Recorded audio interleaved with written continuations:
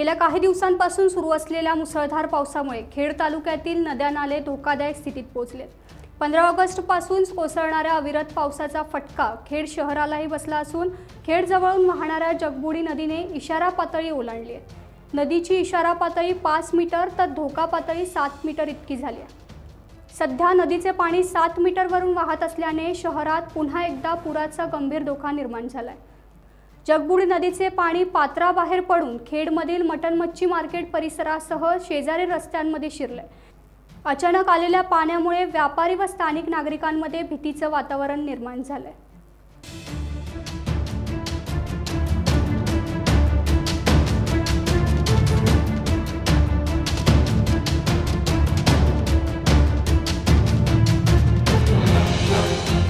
Times डिजिटलला like करा, share करा, subscribe करा आणि बेल आयकॉन दाबायला विसरू नका। Times digital.